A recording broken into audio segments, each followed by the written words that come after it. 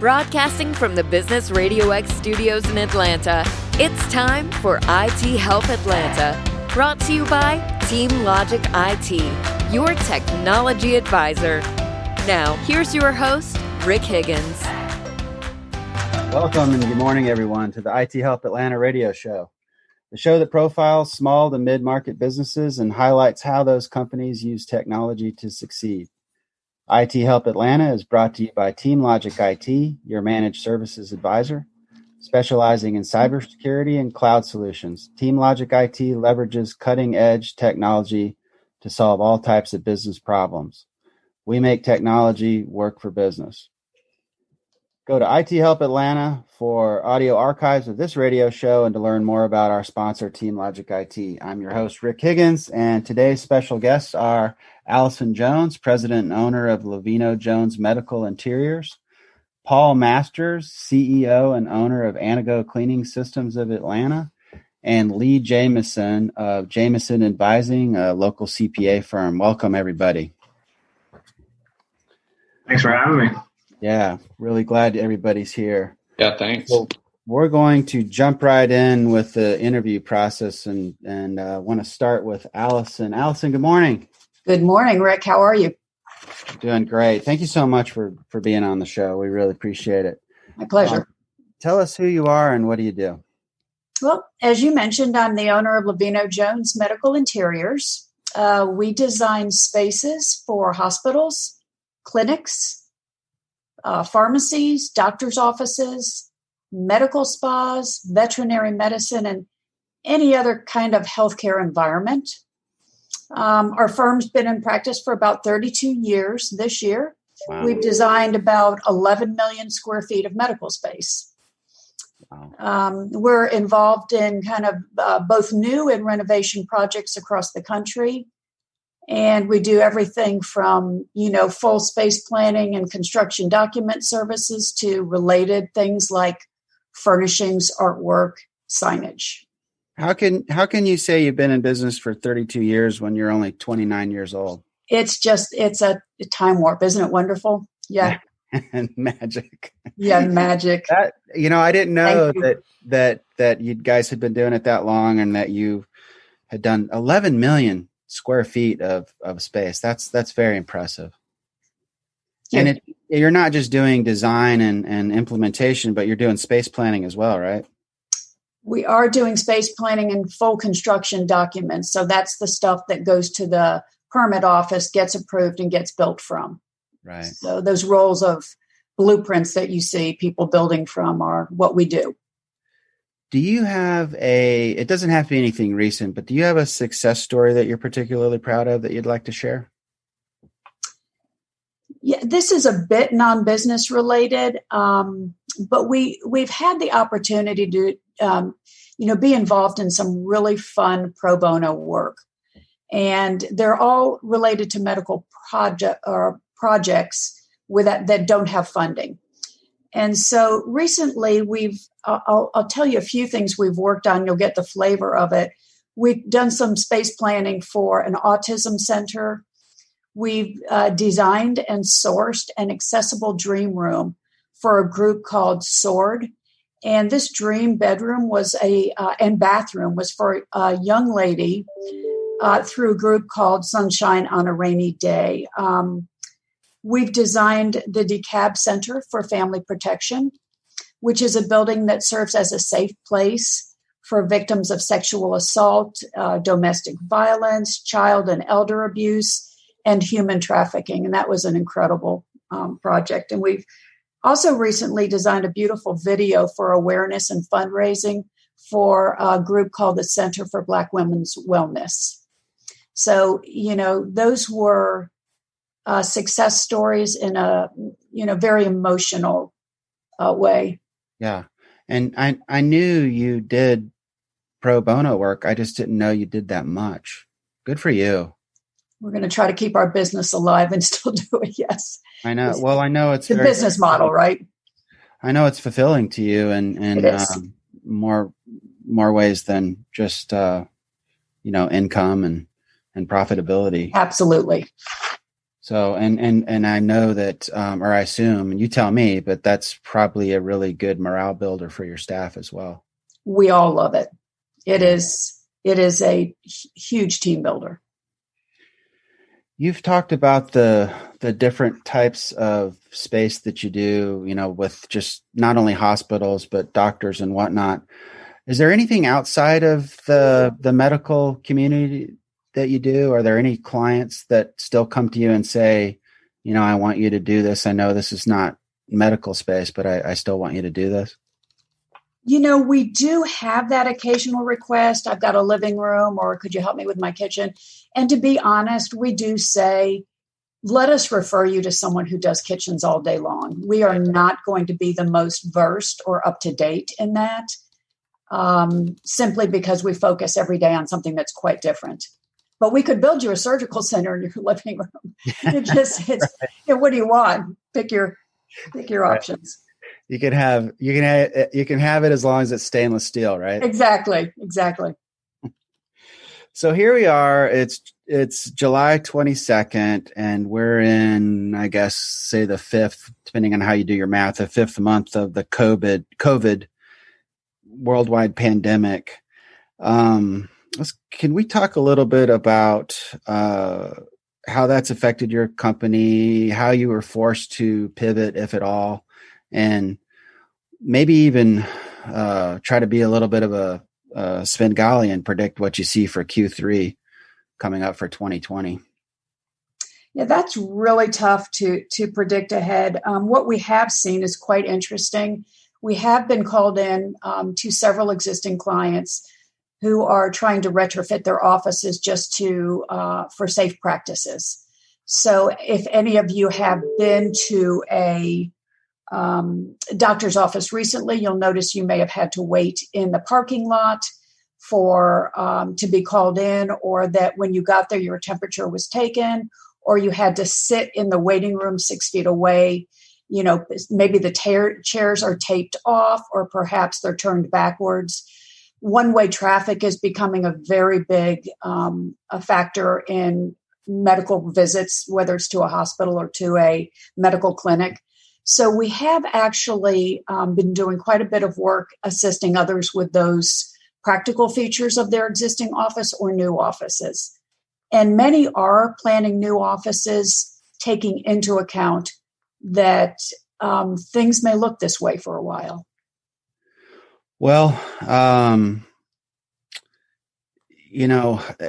much as a dumpster fire as 2020 has been for the whole world in the business community, your business, which focuses on medical, is, I'm not going to say recession proof because I don't want to jinx you or anything like that, but you guys are definitely positioned and in the right place at the right time for this type of weird business scenario. I guess there's no question on that. So I just make it's interesting. We have not been involved in any of the pop-up hospitals. Those seem to be a bit more government driven, but that was also very interesting to watch. Gotcha. Yeah. So business owner for 32 years. Good for you.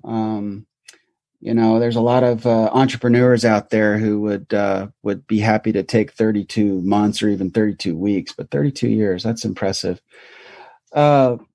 Thinking back on the years in terms of either professional or personal fulfillment, what has been a surprise for you? What has been something that you've realized that you didn't really think about going in, if you can think back that long?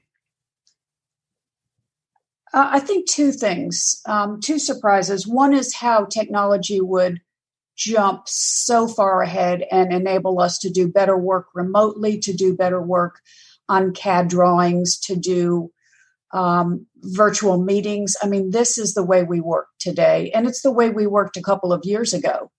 And so technology has been a huge surprise because we actually we couldn't see it coming. We didn't know what it was going to look like. I remember John smiling, but I remember our first fax machine, and we plugged it in and someone sent us a fax, and we all stood around and watched something print out, and we were in awe. Yeah. So it just shows you how far things have come, and how technology has just really aided our business and allowed us to do much better work in a quicker fashion and have better records. Yeah. And to go paperless at least as much as anybody can. Absolutely. I've been struggling with myself. I mean, I still want to I'm sitting here with paper and pen. I still want to become paperless, but that's a challenge, right? It is for us as well. So in ongoing growth and professional learning, how do you stay on top of those things? Do you have does the architecture industry have required continuing ed of any sort? Correct. So we are required a certain particular number of CEUs every year. And that is for each of the organizations that we belong to. So if we belong to the State Board of Architects interior design component, we have a certain number of CEUs that are required for us to keep our NCIDQ, which is our certification. We practice evidence-based design, so that has a certain number of CEUs that are required. If you're LEED accredited, you have different CEUs and so forth. So we certainly spend a lot of time learning. Yeah, that's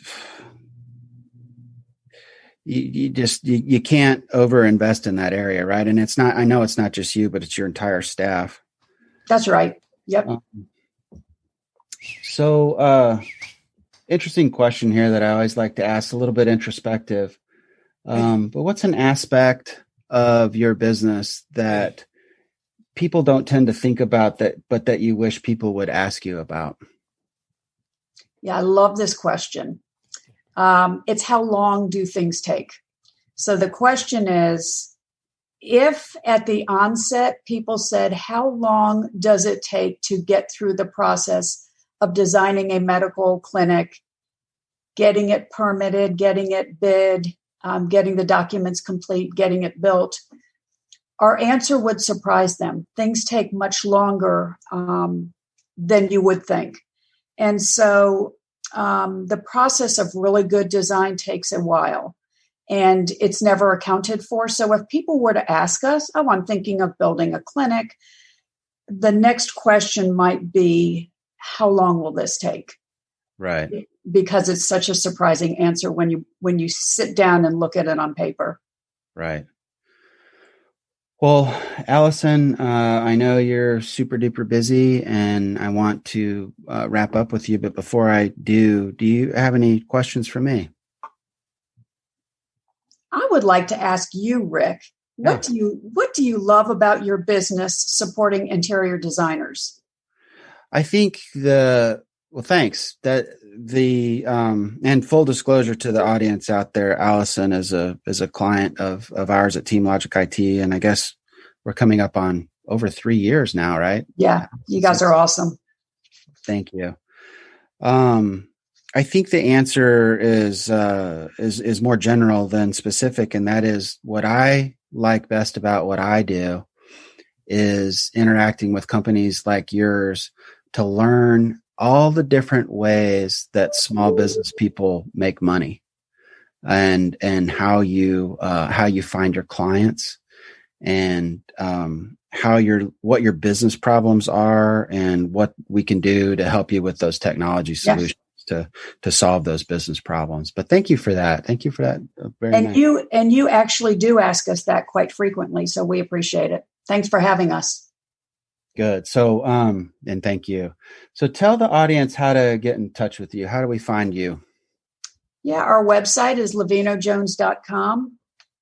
And our phone number is 404-459-9411. Thanks, Alison. Enjoyed it. Thank you so much for your appearance this morning on the show. So next, we'd like to talk to Paul Masters, CEO and founder and owner of Anago Cleaning Systems. Good morning, Paul. Hey, Rick. Good morning. How are you? I'm fantastic. How are you today? Good. I feel like we've been spending a lot of time together recently, and I'm sure by now you're completely sick of me. I got my hair cut like yours today because of this appearance. Already. Yes. Well, I'm sorry to tell you, we're only going to be broadcasting audio and no video. So, like I like to say, I steal another one of my friends' comments, and that is that I have the face for radio. So good one. So tell us who you are and what do you do, Paul? Sure. So, Paul Masters, I am the owner and CEO of Anago Cleaning Systems. We are a professional commercial cleaning service provider here in Atlanta. We, on any given night, have about 200 facilities that we're responsible for cleaning, and it's 100% commercial, ranges from general office. We have a lot of medical clients, financial institutions, religious institutions, and educational facilities are kind of our four main buckets. So let's dive a little bit deeper into that. You call yourself a cleaning company. What's a differentiator between a cleaning company and a maid service, for example? So we refer to ourselves as a professional cleaning service provider, and to us that means about four things. It means the training that we invest in our franchise owners. It means the tools, the processes, and the chemicals that they use, and that's, I think, a distinctive that you see from just a general maid service that's emptying trash cans and cleaning toilets. There's a lot more to it than that. Yeah. And I imagine with where we are in the throes of the COVID pandemic that that you're working, 30 hours a day trying to combat and learn and educate and then downstream educate your franchisees as well. Am I correct? That's such a big part of what we've been doing the last call it 4 months, which is, our clients are looking to us for best practices on infection control. And that's quite different than what they looked to us for, 5 or 6 months ago. So our role has changed, our visibility and significance to our clients have changed. And that is a good thing, but it's also put a ton more pressure on us, and just in terms of making sure that we have the latest information, latest and best practices. It's humbling, but we're also glad to play a much bigger role in the lives of our clients and their facilities than we did before. Have you had any clients with employees who've tested positive for COVID? Yes, we have. And so a lot of what we've been doing the last several months is responding to, call it an emergency type of situation where an employee or a guest tested positive. The facility's been closed. It cannot be reopened until, the folks there certified that the facility has been disinfected. And so, we're almost like firemen in a little bit of a sense, in that we've got to be ready to show up, within a couple of hours notice, really, to help, give our clients comfort to know that the building is disinfected and they can reopen and then can start generating revenue again. So it's a very serious matter. Paul, I've known you for a long time, and it's no surprise to me, although it'll be an interesting surprise to the audience to know that even with what we've going on with the dumpster fire that has been 2020 and Q2 in particular, that you have still grown your business. How did you do that? It dumb luck. I mean, honestly, it just, who knew that, probably one of the lowest commodity type of services of janitorial would become one of the most important services that a company could need here in these 4 months of ensuring for their employees and their guests that the facility is clean and disinfected and safe to be in every day. Yeah. So I wish, like you were talking about a minute ago, I wish that we could have predicted that, but it's just one of those things. And right yet, place, right time. Yet at the same time, I'm guessing that you've got a significant amount of pent up pipeline for stuff that's been put on hold from offices being shut down. Is that correct? Yes, that is kind of the interesting flip side to this is, some clients close their businesses March 13th, 14th, haven't reopened and really have no plans to reopen, at least for the foreseeable future. So it's been an interesting mix of lots of calls for services, and at the same time, a significant number of our clients needing to close their facility for weeks and months. Do you have a particular success story that you're proud of? And this doesn't have to be anything that's happened recently or even as part of the pandemic scenario. Yeah, I would say probably one of the most recent client that I'm proudest of is we were able to take over the nightly cleaning of 150,000 square feet of medical office buildings. And we were able to demonstrate our value to the property management firm there. But I'm also really proud of the property management firm because they took what is traditionally kind of a low budget cost center item to them and really wanted to create value for their tenants, which are physicians in their buildings, and wanted to make it a place where they, placed a premium on the cleanliness and health of those environments, as opposed to just cutting corners and trying to squeeze another, dollar or two out of the profit of that building. We've talked about some of the specifics of the types of clients, and it's no surprise to me that you're doing a lot of medical interior stuff.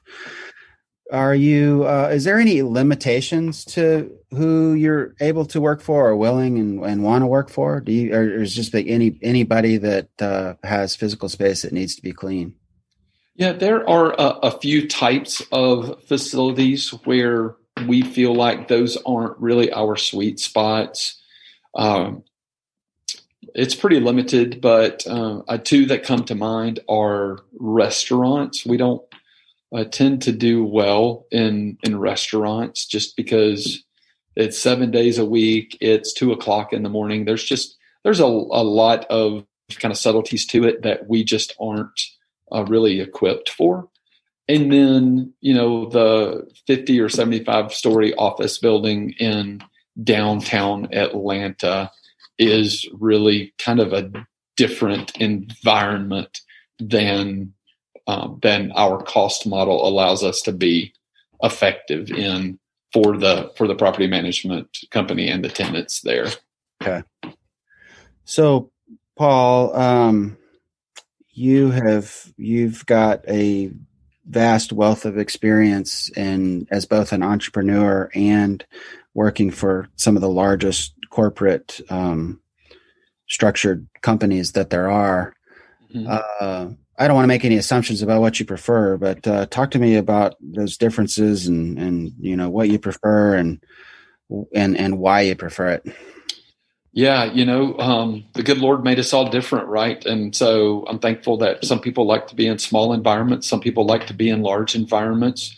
I had a little bit of a unique experience going from corporate to entrepreneurial, back to corporate, and then back to entrepreneurial. And I much prefer the entrepreneurial environment. I feel like there's, kind of a direct, I see everybody nodding their heads.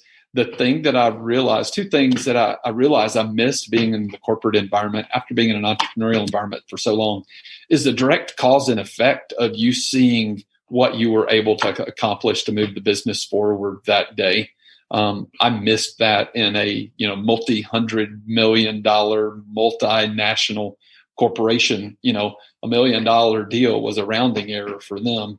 Here, $1 million deal, we're closing up shop early and everybody's going out to celebrate because that's huge. And then I think the other thing that maybe it was more implied or perceived on my part, but I realized that I'd be willing to trade a lot of things to be in control of my time. And I missed that being in a corporate environment.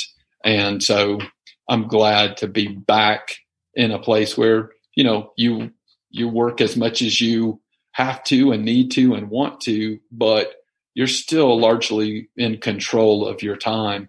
And as you get older, that becomes worth a lot of money to you. You'd be willing to give up a lot of stuff to be in control of your time, I think. And so I missed that. And I'm glad to be back in a situation where I have that back in my control. So we have a lot of entrepreneurs and wantrepreneurs listening, and both now and in the future for recordings. And it's really a really good message to them. And that's something that they may not even think about going in and deciding that they want to do something like found a small business.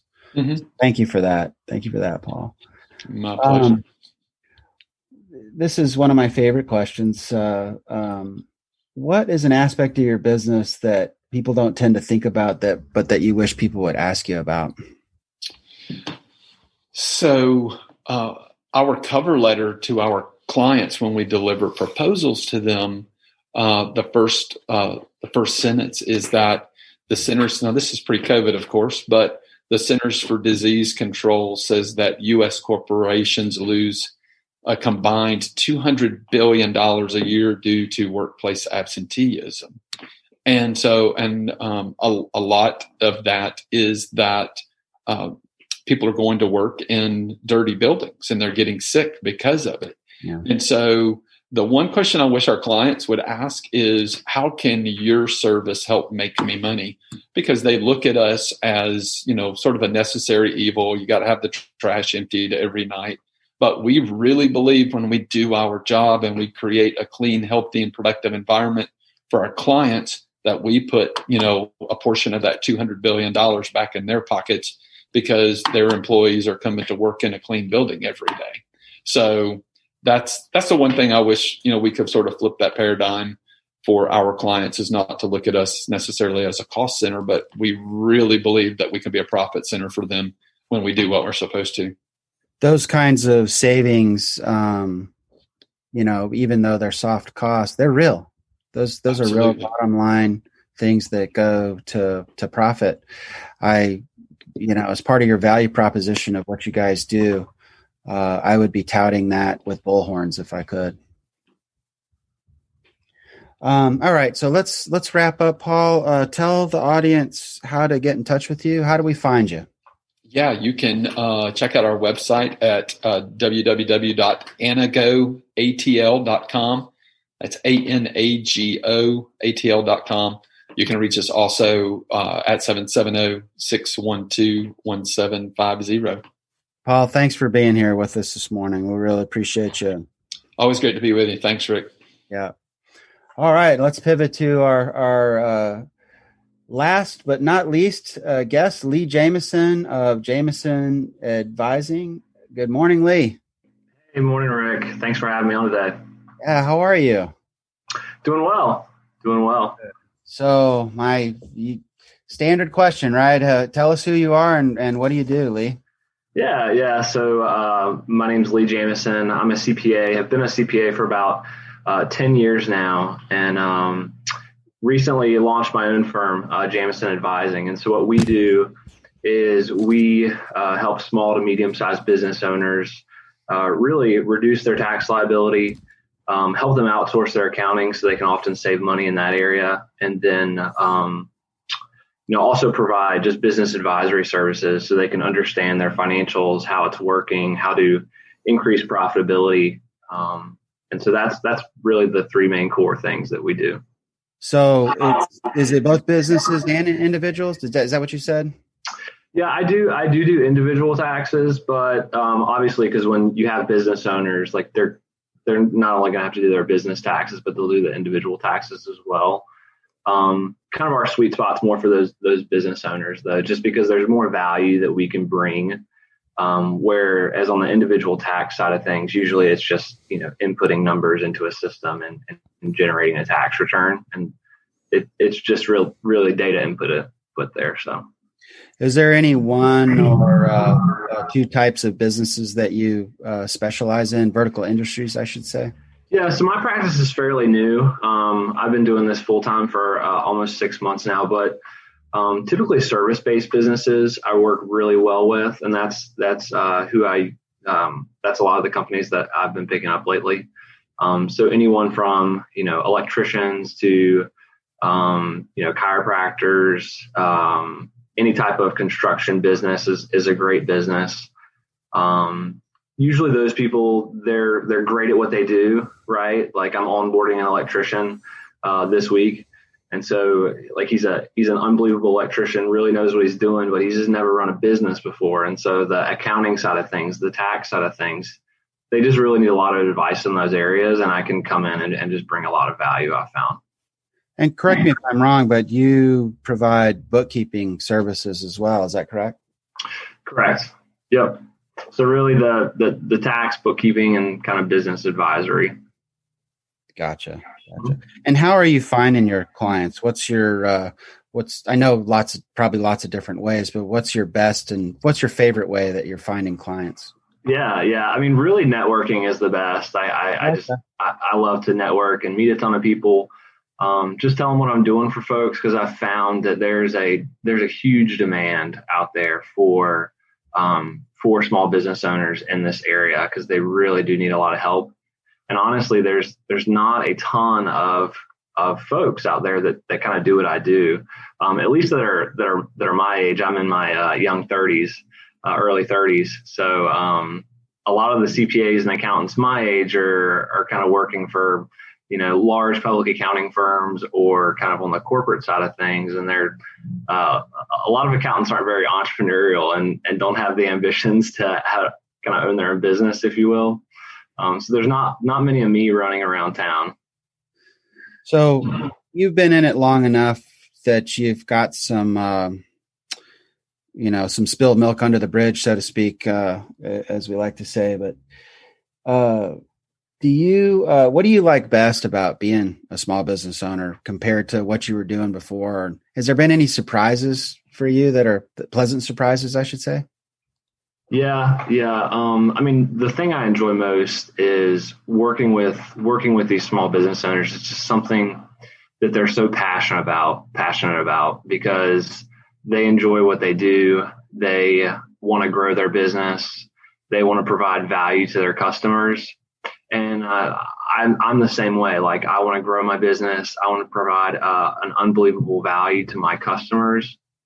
And so I think there's just that common bond of hey, we're both kind of entrepreneurial in a sense, and how can we help each other out? How can we have a mutually beneficial relationship? Is really what I enjoy most. Have you what ways, if any, has the COVID situation caused you to pivot, and how are you dealing with that? Yeah, so I actually I've had this business plan for probably about 8 to 10 months now, and had kind of had it in the background, in the works. And so my official last day at my corporate job was March 13th, and that is the Friday where like literally everything shut down the next week. So it was very interesting. I remember sitting there with my boss on my last day, and he was like, "Hey, you sure you don't want to just hang on here for like 2 or 3 more months?" Yeah. And while it was a little bit scary, I'm just a firm believer, like it would have just been a short-term gain for a long-term loss, right? So this time has allowed me to just focus on things that are required to build my business, and like I had expected that, hey, my income, my revenue was going to be low for, a couple months. It's kind of a slow gain in my business. But I'm so blessed. I feel like that I've done very well in this time. So I'm very blessed with that. Now the COVID situation, it's affected a lot of the businesses that I work with. So I was nervous, right off the bat that when all this stuff was happening, I was like, oh my goodness, maybe a couple of my clients are gonna leave me because they may think they can afford me or something like that. And I remember a couple of clients just telling me, hey, like I need you more than ever right now, and that really validated for me just what I'm doing for these folks and how much they value me and the value that I bring to them. So that's been kind of one of the interesting situations in all this. But they've had a lot of questions to answer as well. A lot of the PPP loans and EDL loans and helping them guide them through that process. I've kind of done that, pro bono for most clients, just because, they need me for these things. So that's been interesting learning that all that information. But I like I said, I feel truly blessed how I have done in these first few months. And you've got ongoing continuing ed requirements for your licensing as well, correct? Correct. And then on top of all that, you've had to drink from the PPP and the EIDL fire hose. Yeah. What's that CPAs like? actually have to do about 40 hours of CPE a year. So it's if you put it all to the last minute, it can get overwhelming. Yeah. And what's it been like to get the PPP stuff, for instance? Well, I mean, my experience with that is that every other day they were changing their guidelines, it seemed like. Yeah, they have been. The unfortunate thing is, they kind of changed a lot of these rules here in the last few weeks. And, the initial period was that 8-week period where, people had to spend businesses had to spend the funds on certain things in that first 8 weeks. And then they changed it to, changed the rules from, hey, it had to be 75% payroll to 60% payroll. And now you don't have 8 weeks, but you have 24 weeks. So it's like, but when they instituted those changes, a lot of companies had already gone through that 8-week cycle. So it's like, it's kind of interesting. I mean, especially for, businesses like a restaurant or things like that, they may have got those PPP funds and they just gave the money to their employees and they just weren't really doing anything. So, it's kind of an interesting program from that sense that, that some of these businesses that got the money, they probably just paid it out and then they may still be in really rough shape afterwards and just have to make those decisions after the 8-week period. Right. Now, in talking to you, you've mentioned two different kinds of things associated with tax. You've mentioned tax preparation and tax planning. What are the differences there and why are the differences important? Yeah, good question. So I think when most people think of their CPA, they think of like, oh yeah, I've got a CPA. They prepare my taxes every year. And so that's what I found the typical CPA relationship is. They, we'll sit down with them once a year when they prepare their taxes and they may answer a few questions for them, but there's not really any ongoing support, if you will. So typically the relationship I have with clients is it's just more of a consultative approach where, I'll handle their accounting, all their tax planning and things like that. And so when I do that, when I know all the ins and outs of their business, I'm just able to provide much better advice, especially from a tax planning standpoint, a business advisory standpoint. We'll typically meet on a quarterly basis and go over all these things. So usually tax planning is not included in like a typical tax prep service, if you will. And so what I sit down with a lot of business owners at the beginning. I'm like, hey, I found a couple of really cool strategies that could potentially save you, a few $1,000s in taxes. And they're like, I've never had this conversation before just because I've just been sitting down with my seat. Like I just have someone that prepares my taxes every year. Yeah. And, so while it's great, that they had someone prepare their taxes, sometimes, they may pay me a significant amount of money more But between tax savings and hopefully getting their business a little more profitable, I can typically, and this isn't always the case, but I can typically almost pay for myself. Right. So it's kind of like a great win-win situation where, hey, now they've got kind of a full-time CPA that they're meeting with quarterly, that they're being proactive on their taxes. And like I'm able to pay for myself. So they're getting all these other services like bookkeeping and business advisory services basically for free. So that's an awesome situation when that happens. Lee, and this is not about me, but this is going to be for you. I had a client tell me that I'm going to get this quote wrong, but it's something like this. IT is the one thing I spend that I spend money on that makes me money. So with respect to tax planning, you're welcome to use that tagline. No charge. Yeah, for sure. I'm thinking about incorporating that into my marketing materials as well. Yeah. I mean, the thing with tax planning is typically I'll sit down, like I had this conversation the other day. I showed them, I was like, hey, if we were working together back in 2018, I probably could have saved you like, 10 grand in taxes. But like now that like you can't, when it's 4 months after the year and you're preparing your taxes, usually it's very difficult to come up with situations where you can really plan and to save money on taxes. So that's why you got to be really proactive with it. We're getting a little bit of digital garble from you there, Lee. But it looks like it's cleared up, but let's just power through it. Okay. My favorite question, what's an aspect of your business that people don't tend to think about, but that you wish people would ask you about? Yeah, I think it goes back to what I was talking about earlier. A lot of clients will just be like, hey, how much is this going to cost? And then a lot of times that's not the right, question to ask. It's like, hey, how much value can I bring? Right. A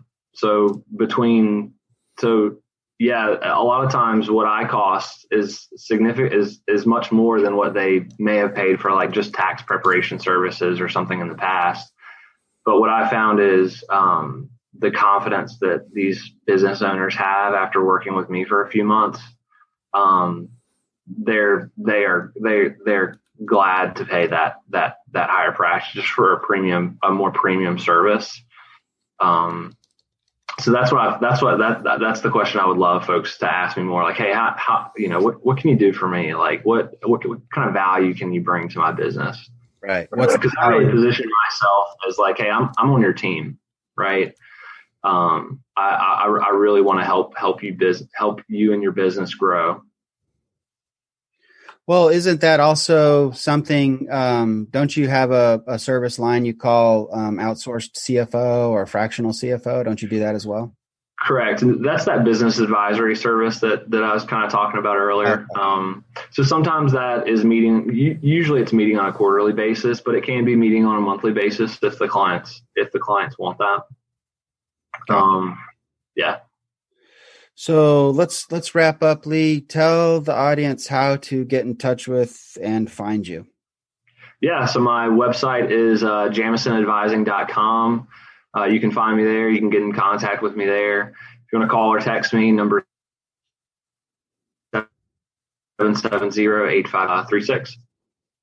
So that broke up a little bit on the digital garble. I'm going to repeat that. 770-858-5536 for Lee, and email is lee@jamesonadvising.com, lee@Jamison, Jamison, advising.com. Thank you so much, Lee.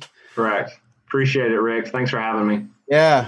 So that's a wrap, folks. I'm Rick Higgins, and for my guests, Alison Jones of LeVino Jones Medical Interiors, Paul Masters of Anago Cleaning Systems of Atlanta, and Lee Jamison of Jameson Advising.